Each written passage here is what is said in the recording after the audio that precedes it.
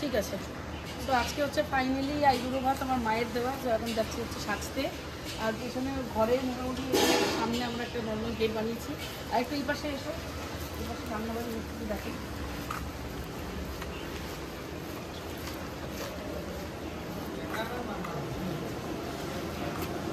এইখানে সব আইবুড়ো ভাতের রান্নাবাড়ির পর্ব চলছে।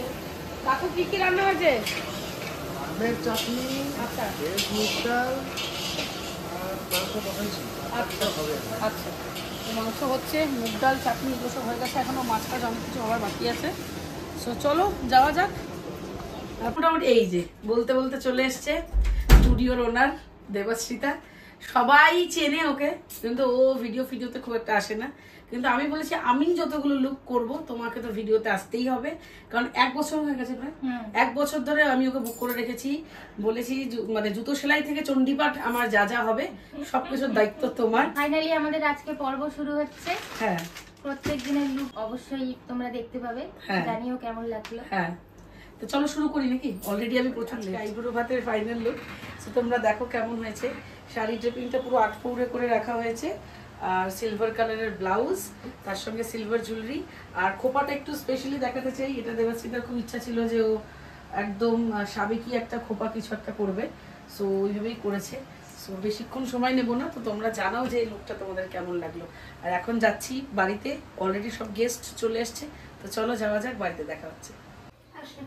জোগাড় দিও।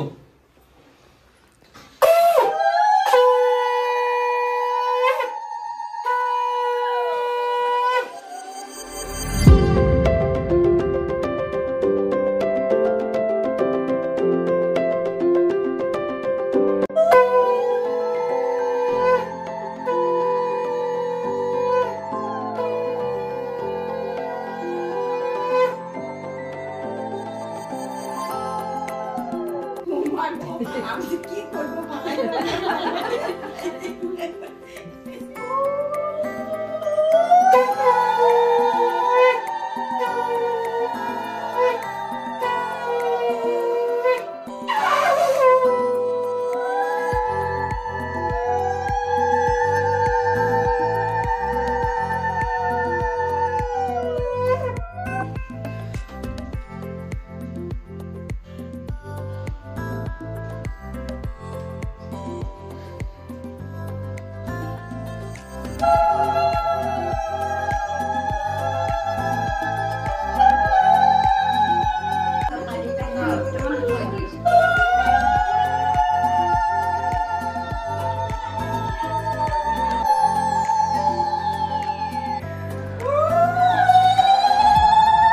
ফাইনালি শুরু করছি খাওয়া দাওয়ার পর্ব। এখানে রয়েছে শাক ভাজা, ঢ্যাঁড়স ভাজা, বেগুন ভাজা, আলু ভাজা, কুমড়ো ভাজা এবং মাছ ভাজা, মানে 5 রকমের ভাজা, ঘি ভাত, কাঁচা লঙ্কা, মুগের ডাল, আলু পটলের ডালনা, মাছের মাথার ভাজা, ইলিশ সর্ষে, কাতল কালিয়া, পোলাও, মাংস, চাটনি, দই, মিষ্টি, সন্দেশ, পান, আর এদিকে রয়েছে পায়েস।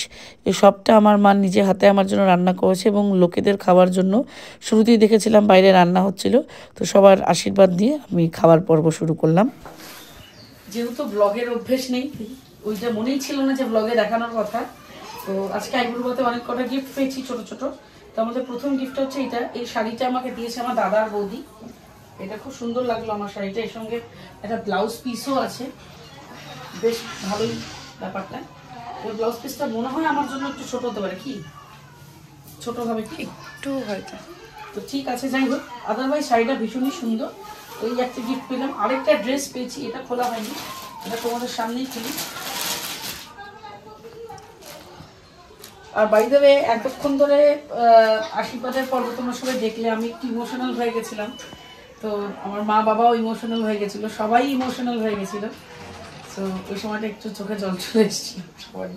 তো ও আচ্ছা, এটা হচ্ছে একটা স্যুট সেট, ইয়েলো কালারের, সুন্দর, বেশ সুন্দর। আমি ট্রায়াল দিয়ে পরে দেখতে হবে, আমার মনে হয় ফিটিং হয়ে যাবে। তার সঙ্গে এটা রয়েছে একটা প্যান্ট, আমরা সব শুট করছি। তার সঙ্গে রয়েছে এখানে একটা প্যান্ট,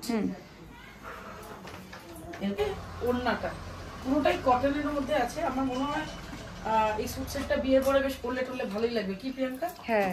তো এটা ইয়েলো কালার, খুব মিষ্টি একটা রঙ। এই স্যুটটাও খুব সুন্দর হয়েছে। এরপরে বক্সে করে পেয়েছি খাম। তো নাটক করে লাভ নেই, অ্যাকচুয়ালি খামগুলো আমার অলরেডি দেখা হয়ে গেছে। 3টে খাম পেয়েছি। 3টে খামের মধ্যে একটা আমার মামা দিয়েছে,